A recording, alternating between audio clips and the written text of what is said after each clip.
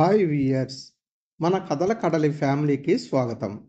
ఈరోజు దెయ్యాల కోట అనే చందమామ కథతో మేము ముందుకు వస్తున్నాం.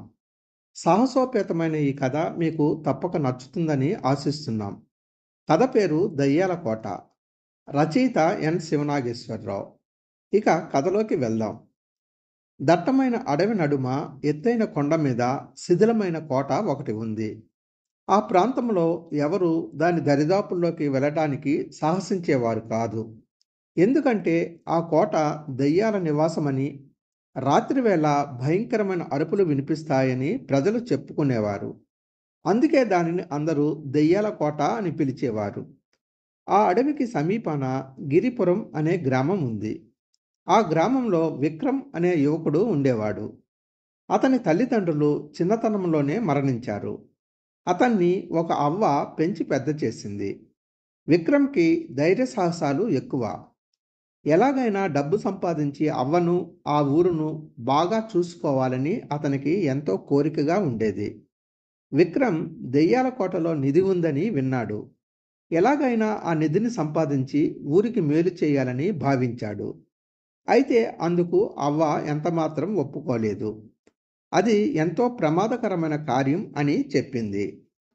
ఒకరోజు రాత్రి అందరూ నిద్రపోతున్న వేళ విక్రమ్ ఆ కోట వైపు బయలుదేరాడు.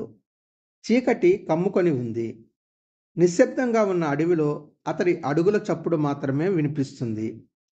కోట దగ్గరకు వచ్చేసరికి వాతావరణం ఒక్కసారిగా మారిపోయింది. చల్లని గాలి వీస్తుంది. ఎక్కడో గుడ్లగూబ భయానకంగా కూస్తుంది. అంతలో అతని ముందు ఒక అస్థిపంజరం ప్రత్యక్షమైంది. ఎవరు నువ్వు? దెయ్యాల కోటలోకి ఎందుకు వెళ్తున్నావు అని ప్రశ్నించింది. అందుకు విక్రమ్, లోపల నిధి ఉందని విన్నాను. దానికోసం వెళ్తున్నాను. ఆ నిధితో మా రాజ్యానికి, మా గ్రామానికి మేలు చేయాలన్నది నా కోరిక అని చెప్పాడు. అప్పుడు అస్థిపంజరం, నీవు చెప్పేది నిజమైతే నీకు మేలు జరగాలని కోరుకుంటున్నాను. అయితే దెయ్యాల కోటలోకి వెళ్తే నీవు అనేక అపాయాలు ఎదుర్కోవలసి ఉంటుంది. నీ ప్రాణానికి కూడా ముప్పు అంది. అప్పుడు విక్రమ్, నాకెవరూ లేరు. ఒక మంచి పని చేయడంలో ప్రాణాలు పోయినా లెక్క చేయను అని ముందుకు నడిచాడు. అతను దెయ్యాల కోట మెట్లు ఎక్కుతుంటే 3 తలల భూతం ఒకటి ప్రత్యక్షమైంది. ఎవడ్రా బడవా నువ్వు? దెయ్యాల కోటలో నీకేం పని? అని నోట్లోంచి నిప్పులు కురిపించింది.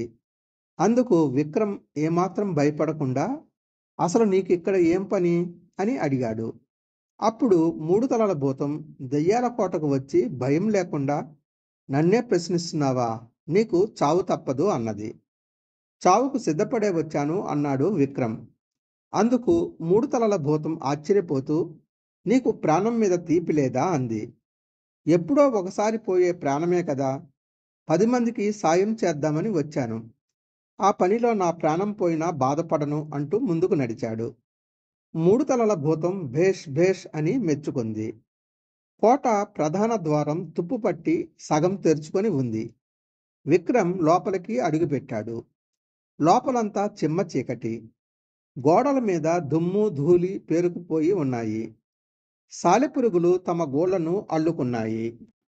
విక్రమ్ మెల్లగా లోపలికి నడుస్తుండగా హఠాత్తుగా ఒక పెద్ద శబ్దం వినిపించింది. విక్రమ్ తుల్లిపడ్డాడు. ఆ తరువాత తెప్పరిల్లి ఆ శబ్దం ఎక్కడి నుండి వచ్చిందో తెలుసుకోవడానికి ముందుకు సాగాడు. అతను విశాలమైన మందిరం చేరాడు. అక్కడ పాతకాలపు సామాను చెల్లాచెదురుగా పడి ఉంది. గోడల మీద వింతైన చిత్రాలు భయానకంగా కనిపిస్తున్నాయి. అంతలో ఎవరో ఏడుస్తున్నట్లు మరో వింత శబ్దం వినిపించింది.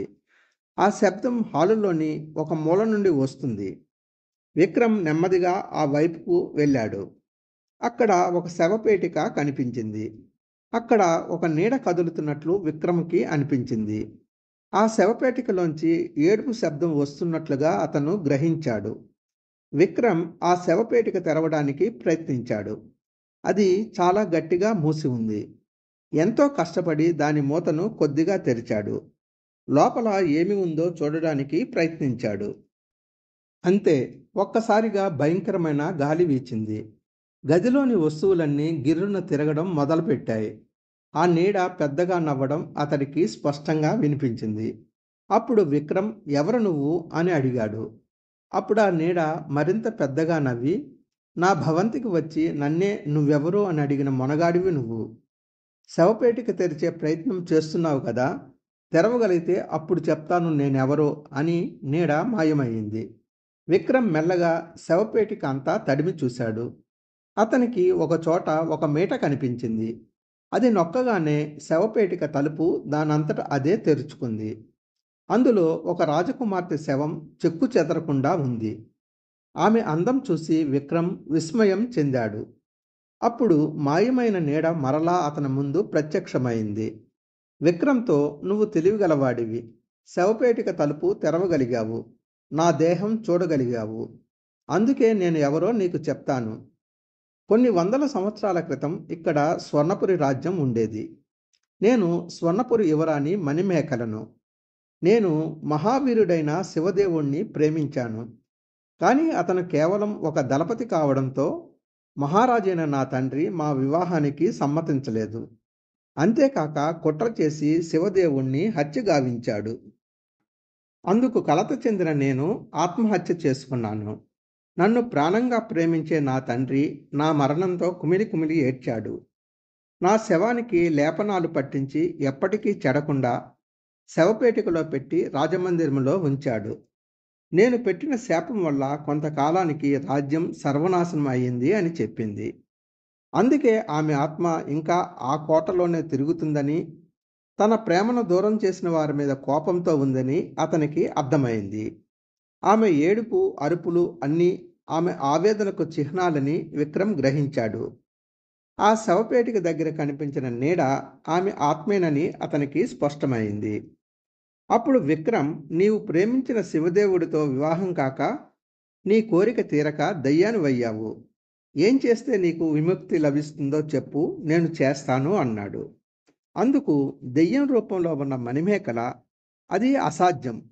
నేను ప్రేమించిన శివదేవుడు శవపేటికలోని నా దేహాన్ని తాకగలిగితే అప్పుడు నాకు ఈ దెయ్యం రూపం నుంచి విముక్తి లభిస్తుంది అన్నది. అంతలో ఆమెకు గతం గుర్తుకొచ్చి ఒక్కసారిగా దుఃఖం తన్నుకొచ్చి పెద్దగా ఏడ్చింది. అప్పుడు శవపేటికలో ఉన్న మణిమేఖల కనుల నుంచి కన్నీరు వచ్చింది. అది చూసిన విక్రమ్ బాధతో ఆమె కనులు తుడిచాడు. అంతే, ఒక్కసారిగా శవపేటిక, అందులోని మణిమేఖల శవం మాయమయ్యాయి. అతనికి ఎదురుగా మణిమేఖల ఆత్మ ప్రత్యక్షమైంది. ఆమె ఆత్మ విక్రమ్‌తో, నీవు గత జన్మలో నేను ప్రేమించిన శివదేవుడివి. అందుకే ఈ దెయ్యాల కోటలోకి ప్రవేశించగలిగావు. శవపేటికను తెరవగలిగావు. నీవు తాకినంతనే నాకు దెయ్యం రూపం నుంచి విముక్తి లభించింది అని చెప్పింది. మణిమేఖలకు దెయ్యం రూపం నుంచి విముక్తి లభించినందుకు విక్రమ్ ఎంతో సంతోషించాడు. మణిమేఖల ఆత్మ విక్రమ్‌ను తీసుకువెళ్ళి ఆ కోటలో ఒక రహస్య ప్రదేశంలో దాచిన నిధిని చూపించి అంతర్ధానం అయ్యింది. విక్రమ్ ఆ దేశపు రాజును కలిసి జరిగింది చెప్పి ఆ నిధి ఉన్న ప్రదేశం చూపించాడు. మహారాజు విక్రమ్ నిస్వార్థ బుద్ధిని ప్రశంసించడమే కాకుండా విలువైన కానుకలతో అతన్ని సత్కరించాడు. ఆ తరువాత ఆ నిధిని రాజ్య ప్రజల సంక్షేమానికి ఉపయోగించాడు. ఆ తరువాత ఆ కోటలో వింత శబ్దాలు వినిపించడం ఆగిపోయాయి. భయానకమైన వాతావరణం కూడా తొలగిపోయింది. ప్రజలు మళ్ళీ ఆ ప్రాంతానికి వెళ్ళడానికి భయపడలేదు. విక్రమ్ సాహసం వల్ల ఒక రహస్యం బయటపడింది. ఒక దుఃఖిత ఆత్మకు శాంతి లభించింది. అప్పటి నుండి ఆ కోట దెయ్యాల కోట అని కాకుండా ఒక విషాద ప్రేమ కథకు గుర్తుగా నిలిచిపోయింది. ఇది ఫ్రెండ్స్, ఈరోజు చందమామ కథ దయ్యాల కోట. ఈ కథ మీకు నచ్చితే మన ఛానల్ లైక్ చేయండి, షేర్ చేయండి, సబ్స్క్రైబ్ చేయండి. మన ఛానల్ మీ స్నేహితులకు పరిచయం చేయండి. మరో మంచి కథతో మీ ముందుకు వస్తాం. అంతవరకు సెలవు. నమస్తే. Have a great day.